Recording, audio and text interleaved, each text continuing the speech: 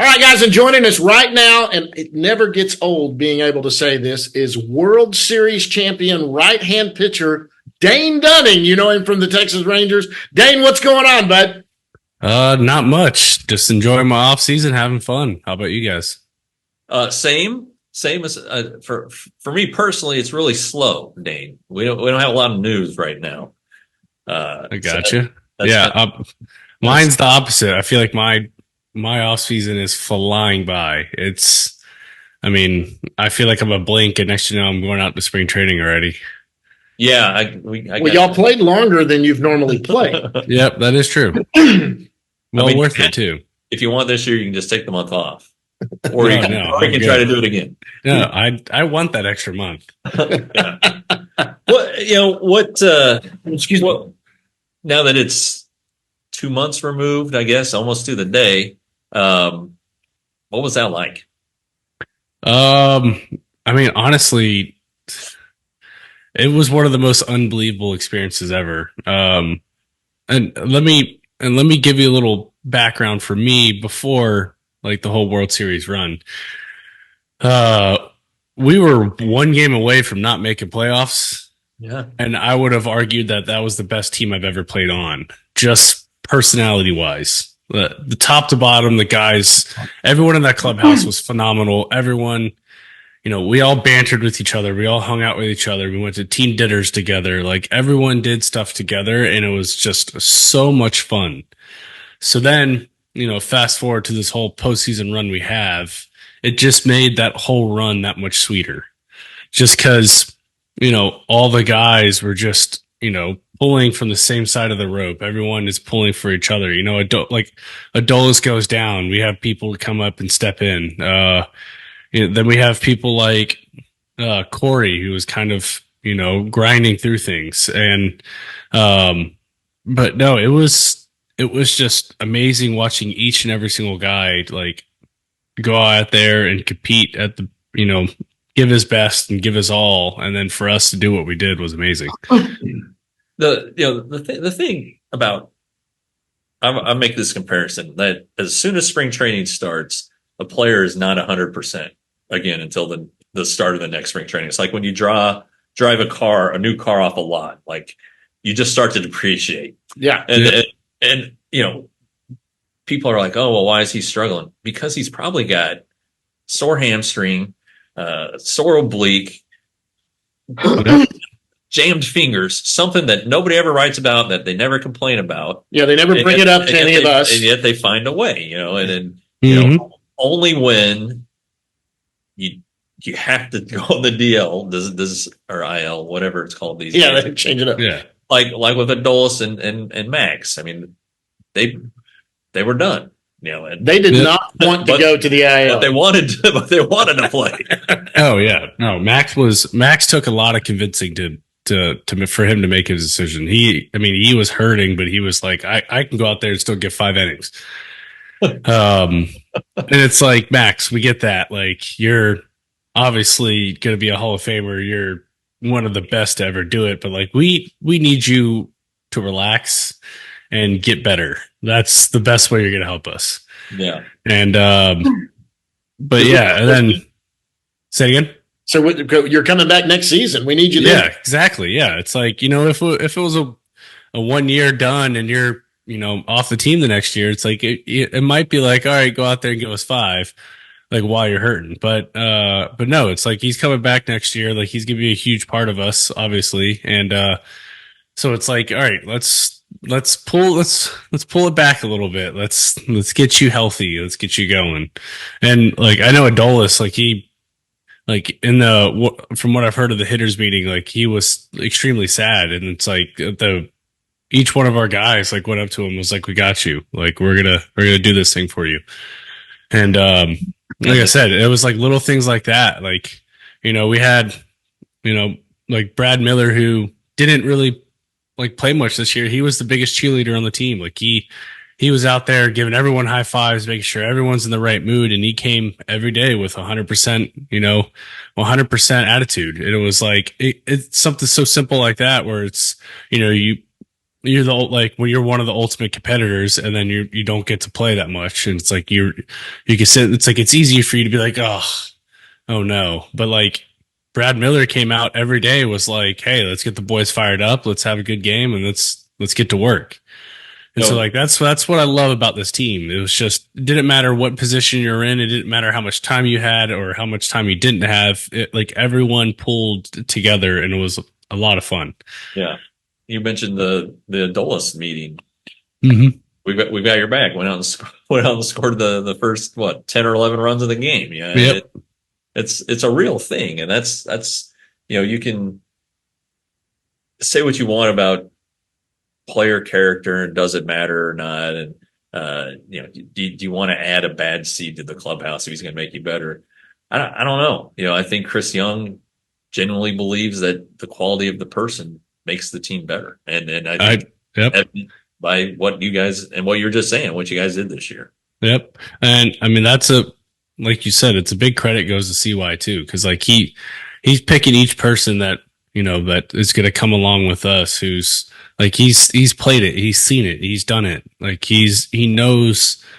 He knows the whole dynamic of the clubhouse, and it's like that's such a vital part that doesn't get related to in any sort of stat, any sort of anything. It's just like how good of a teammate you are, because it's like if you're a great teammate and you're working one-on-one with people, or like if you're able to to help out, like that little gesture can go a long ways to some of your teammates. Yeah, but I think that's, could be reason why Will Smith has got 3. Like Will Smith is a phenomenal teammate. Yeah. Like everything that he done, he made it fun and lively. Yeah, he did great this year too. I mean, he should have been the closer. But he stepped in and did it when he had to. Yeah. And he's got a little overexposed there by the end of the season. He was not supposed to be the closer.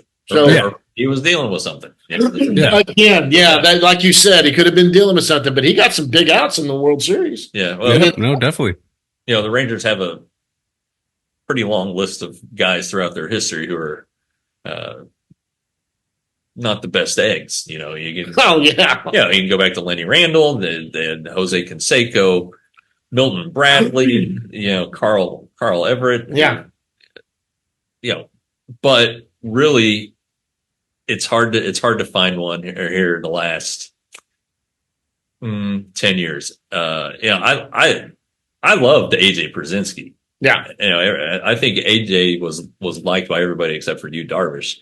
But I think AJ Przinsky was a good teammate. Maybe you hated him, but you wanted him on your team. But the point is, they're full of great guys. The farm system has, every couple of weeks we have a prospect on, and they're like the nicest guys ever. They're just great kids.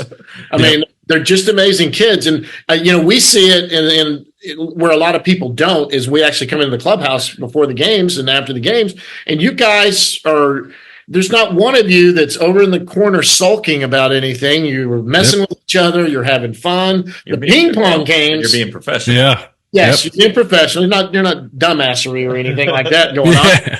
But what I'm saying is the ping pong games you're about to play for something that's so meaningful, and fans are nervous, and you guys are in there trying to slam each other with ping pong balls and having fun, and that's the way it's got to be. I mean, you could just tell the whole clubhouse got along with each other. Well, and you have to. You don't have a choice. You're with each other over 200 something days, February to November. So it's I'm going to do something for me though. When you get that ring.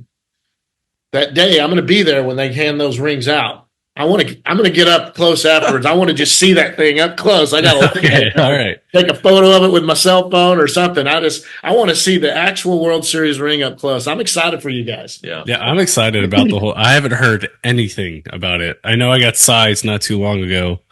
Probably got sized like a week ago for it, but they're like these days. They're oh yeah. They're so big. I feel like they're probably heavier to be more than just paperweights. But I'm gonna get a workout out of this thing from what I've heard. But no, like they haven't told us anything about the rings. Like I don't know what the design's gonna be like. I don't know what's gonna look like at all. How big it's gonna be. When we first won, Neil said he's gonna make these things the best that's ever been out. So. Um, The I'm looking forward to it. the Braves in 22, their rings opened. Yep. Ron Washington showed me his ring, and it opens. I don't know what you can keep in there, maybe your wedding ring or something, but Well, it wasn't like the opening, like the inside. It was like the baseball like the field. It stadium. was the stadium. Yeah. yeah, and I think it had dots in the outfield of all their postseason home runs. I think Okay, that's kind of cool. For the players that were, I might be making that up, but Yeah. So Ryan had a little dot at third base with an arm wave. no, I mean it's like I think it had like the hitting chart of where their home runs are, but I think I think I have the picture on my phone, but all right. So speaking of good guys, and this is part of the reason why we had you on. Guys, I'm sorry, I've got allergies that are. Once again, you are streaming for MS. Yes. Talk about your event you have coming up on June the 19th. Or I'm sorry, January 19th. January Yep. 19th. Yep. 2 weeks from today. That's the day before our show. So yeah, January 19th, we're going to be playing Call of Duty. I try to pick a game that majority of baseball players, even if you don't play or you do play, like you have a chance in, like things like that. So far we have a pretty good clientele that's going to be playing. Josh Smith is going to be in it. But we have people from, sorry, I got to pull up my list of names. Well, I thought Derek Collins. Yep. So Derek Holland, Lucas Giolito, Jake Berger, Josh Smith, Juan Soto said he's going to join in. Wow. Yeah. I got to get to my list. Yeah. There's some other people in here that I'm missing right now that said that they're going to join. Gavin Lux, right? Gavin Lux. Yep. So that's the major one. I got a buddy of mine who's actually a professional golfer named Sam Horsfield. He's going to be joining in. Okay. I just got the confirmation from him. But I mean, and then there's other people that he said that they might be interested. And then there's some old streamers that have been a part of my old ones. Athena, she's gonna be joining in. She mainly plays a game called Rocket League, but she said that she'll be more than welcome, more than happy to join in for a good cause and just to have fun. She's like, I'm not good at Call of Duty, but I'll play. And I'm like, that's all that matters. So we're gonna try to hit different platforms, but the main platform will be Twitch. The MS Society will have the front page for Twitch. But we'll have other people who will be joining in and they'll be streaming on their own services. And hopefully I can get, like Josh Smith to be on TikTok because him and his wife are TikTok famous and we'll be able to hit a whole another dynamic of people there. I think his wife is TikTok famous. Yep. He's got his own little following. He's got a good following as well. And then just from there, it's just going to be like, we have a couple people that would be streaming on YouTube and then a couple that's going to be streaming on, I can't think of I think it's Kick or something like that. I don't know what all the streaming services are anymore. But yeah, so it's going to be good. Come support. We're still trying to get some more people involved in it. I've reached out to people like Good Golf and stuff like that, like kind of Dallas based. Dude Perfect said they might be joining in. Okay, cool. Well, Sparky with Dude Perfect said they might be joining in. And so it's gonna be a good time. I mean, it's the ultimate goal of this whole thing is just to, spread awareness for for people who live with MS and to try to create as much donations that we can to hopefully help and cure and end MS forever. I mean, that's the ultimate goal of this whole thing. I remember your first one was you guys played Rocket League. Yep. And wasn't there a deal where if you hit a certain threshold you would shave your head? Did you ever hit that threshold? We did not, no. So if we would have got to 15,000, I would have had to shave my head. And we raised 12,500. So fortunately I did not have to shave my head. I would have loved to though. Yeah, what a great reason to shave your head. But I mean, that was you hadn't even gone to spring training yet with the team. Is that right? Nope. I would have been going into spring training with being bald, and no one would have Everyone would have looked at me like, "Who is this idiot?" But now, if you were to do that, you could probably get a teammate that would match it Yeah, baby. Yeah. and want to see, or would make up the difference and would want to. Oh see yeah, if you're close to doing that, you got plenty of guys that go, "Hey, I'll write a check right now to see Dane shave that head off." Yeah. Yeah. It'd grow back quick though, man, as quick as it But does. it does itch initially. I did it once in high school. I've always worn a short haircut, and But you shaved it? we decided my senior year, just one time, let's give it a shot.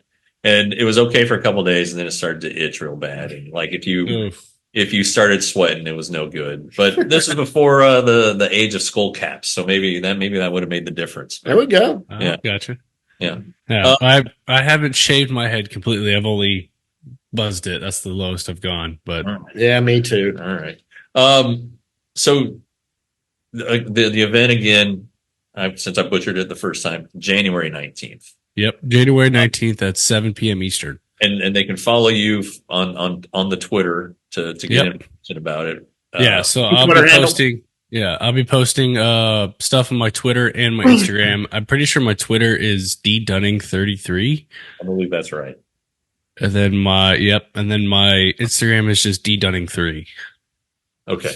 Okay. Yeah. So, You guys get that? yeah, and we'll put it on the screen too. Yeah. Perfect. All right. So we've celebrated. We've talked charity. So what are you doing baseball wise right now? Today I did not. I was supposed to throw a bullpen. I did nothing. I'm actually sick. I woke up today feeling so bad. I just slept in, and I've been practically sleeping all day. That's mainly the reason why I had this hat on, is because my hair is in 8,000 different directions. But no, I've been off the mound twice now. One full pin, one like kind of abbreviated pin. It's been going well. I actually been very good. My last bullpen, I sat 90-91, and usually in bullpens, I never throw that hard, like ever. It's usually like 85-86. So, very optimistic, like looking forward on that. But yeah, no, me and my wife got a good little deal going on here with Mac. Obviously in the mornings I go work out, play catch and stuff like that. But we made a deal that she gets to go play pickleball whenever she wants, when I get to go play golf whenever I want. So a lot of times I'll go right after working out. I'll go play a quick 2-hour round and get home and then take care of Mac, and then she'll go out and play pickleball with some of her friends. So it's a good little agreement that we have, and it works out pretty nicely right now.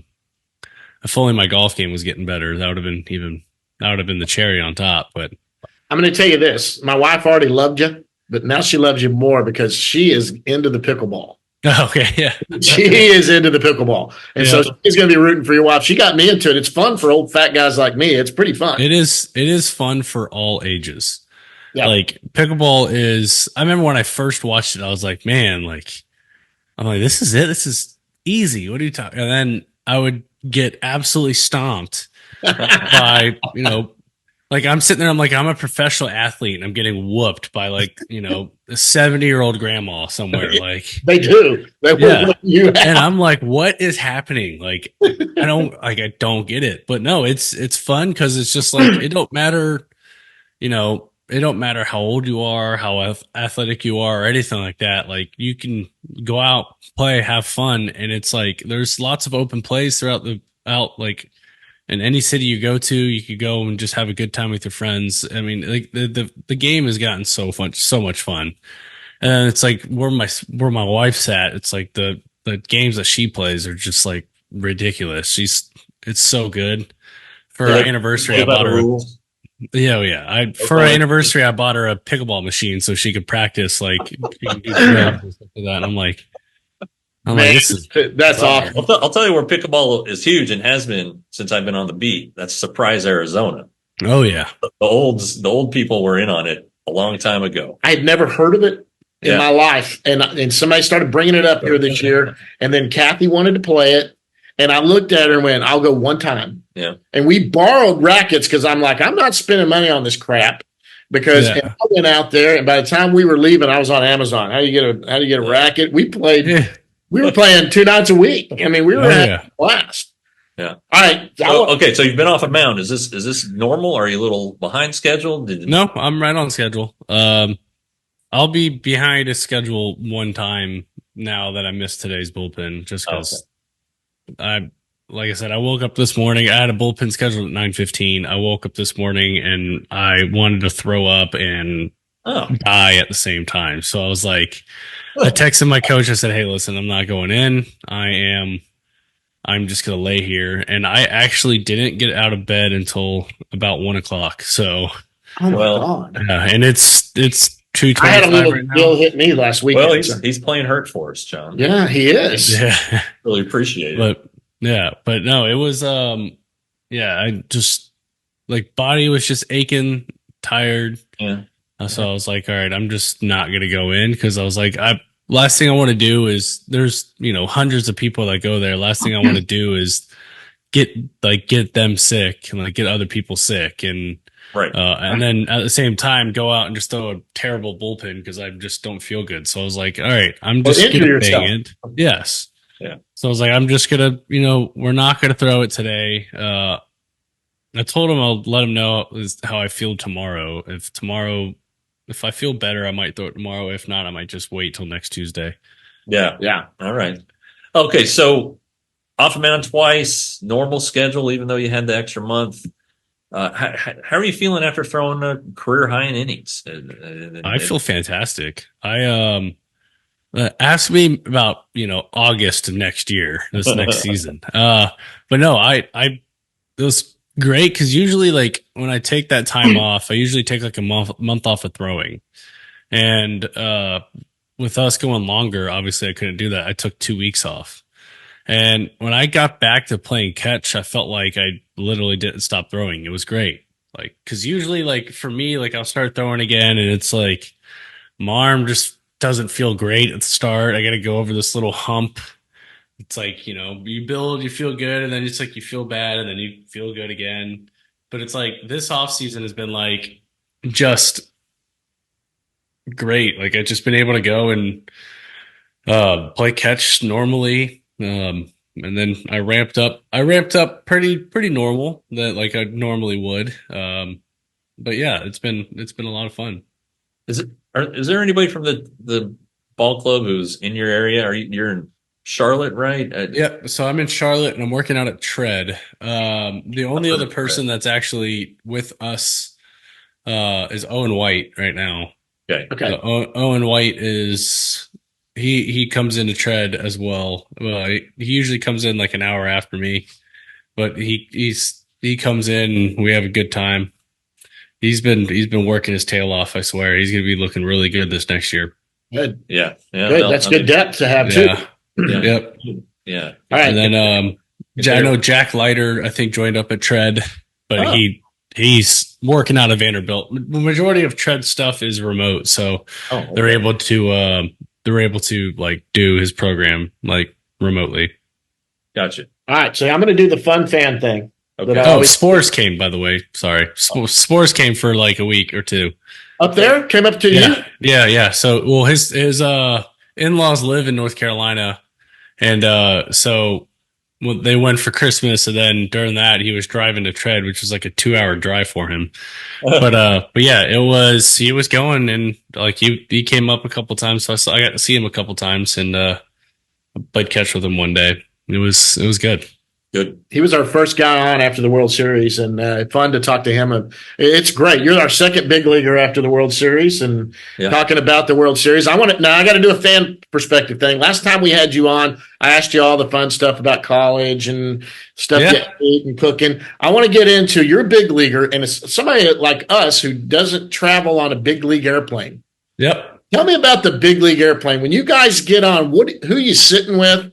What do you guys do on the road trip? I mean, how do you guys pass that? Especially if you're a coast to coast flight, you got some hours. You guys watching movies? You playing cards? What are you drinking on the plane? Eating on the plane? How's it go?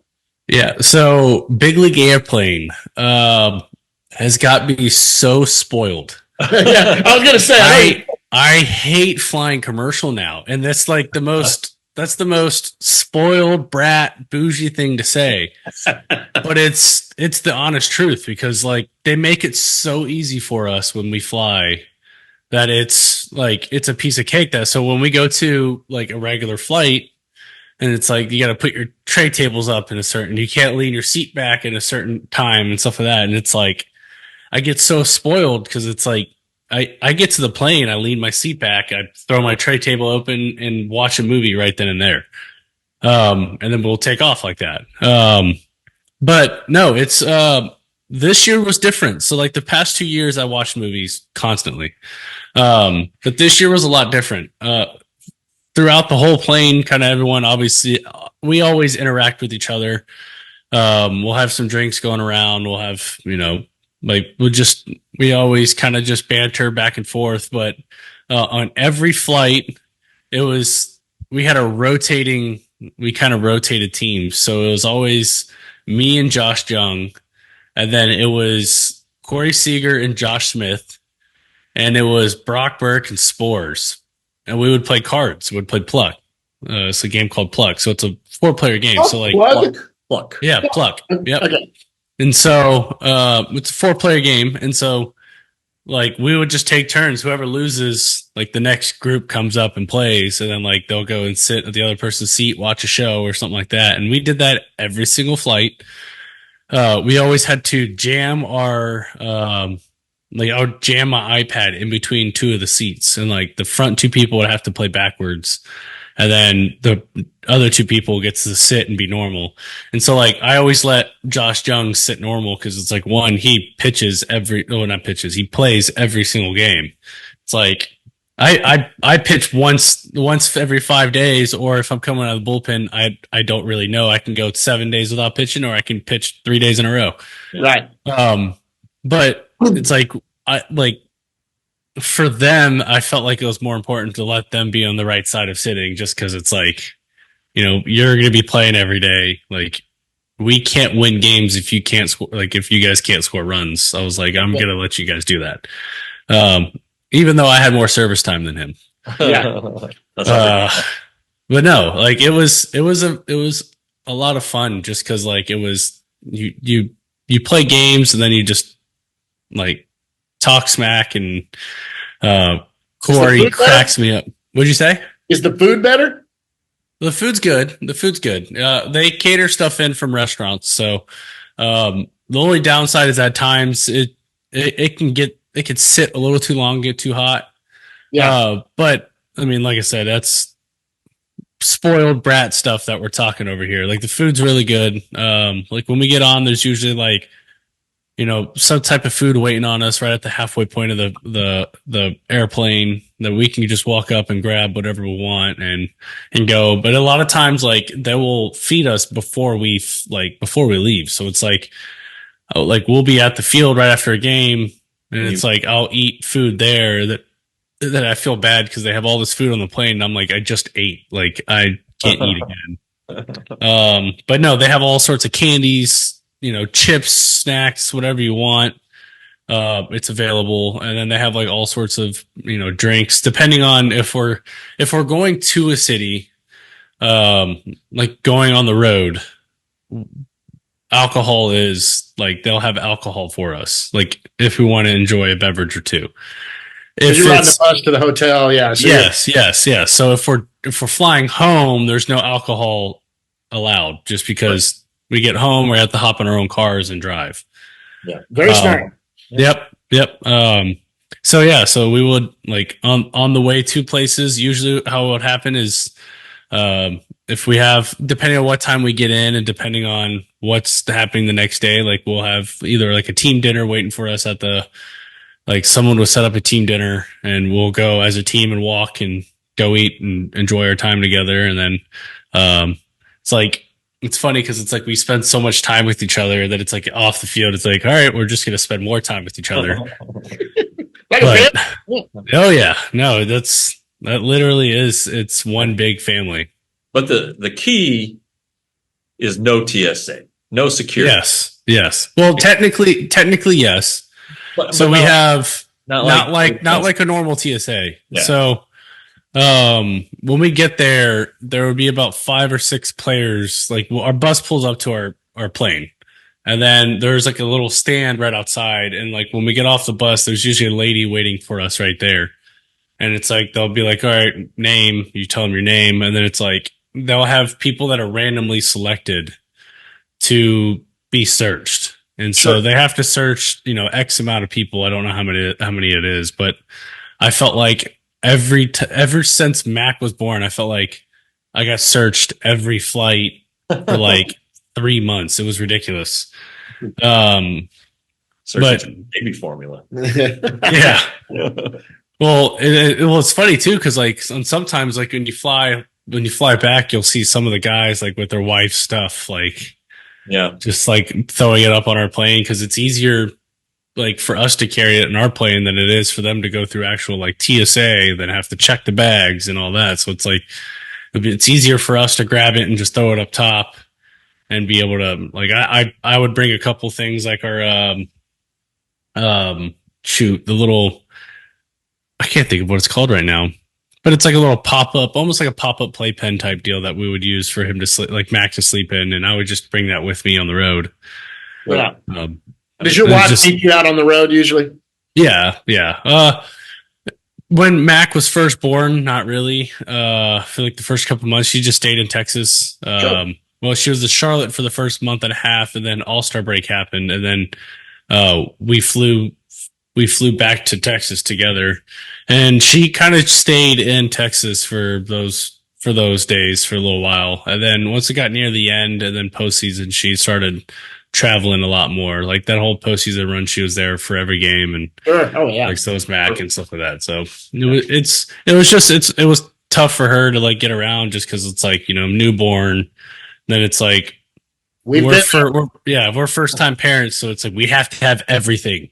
Like we can't leave a single thing or we're screwed.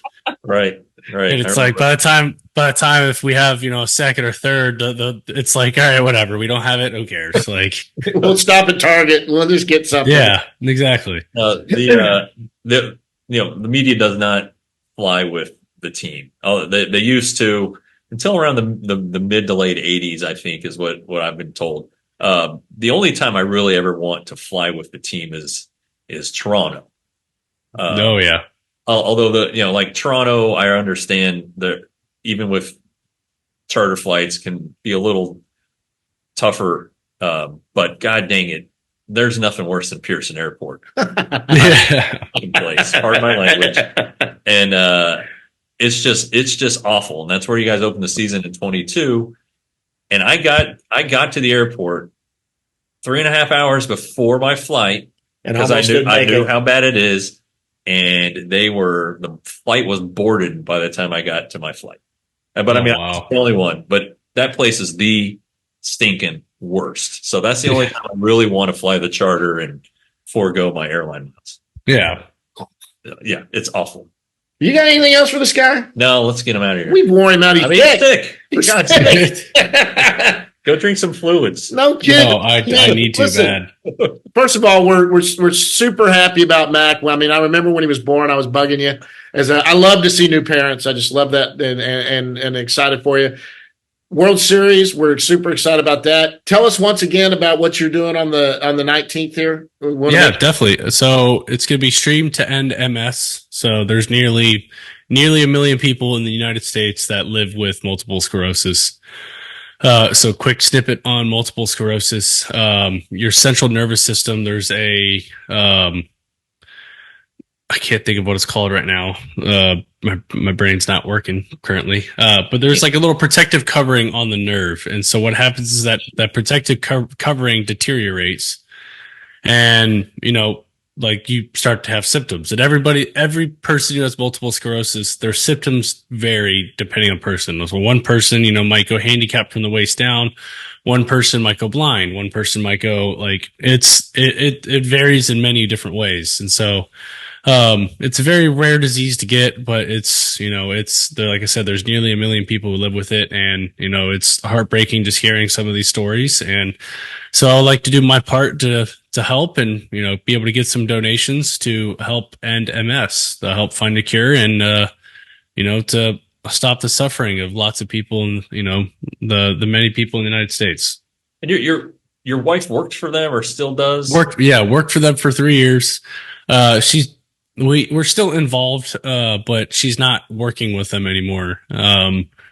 Just with what I do and us having the little one, I figured it'd be like there's no reason for her to work right now. Like let's just if baseball falls flat, and then I have to get a normal day job or something like that. It's like then we can talk about going back to work. But as long as baseball's fulfilling right now and able to provide for us, like I was like let's just have you be take care of Mac and go from there. Well, that's your tie to MS though. Yes. Yep. Yeah. Well, that's awesome because that's one of the things this podcast everyone that has a charity, we try to get them on to push it. We want to help. And he was on last time. That event had to be canceled, but now we're going again. We're going again. That's great. And hey, Dane, it's great to see you. We'll probably try to hit you somewhere on the caravans. Come up and say hi and say hello. Spring training for sure. We're going to come bug you and say hi on there. And don't forget when you get that ring, I'm going to be there. It's looking right there. But yeah, definitely. Yeah, that's it. No, just thanks again, and I'll check in on the 19th. Yeah. I mean, my kids are big video gamers, so we'll try to get them on there. That's Dane Dunning, World Series right-hand pitcher for the Texas Rangers. Dane, thanks for joining us.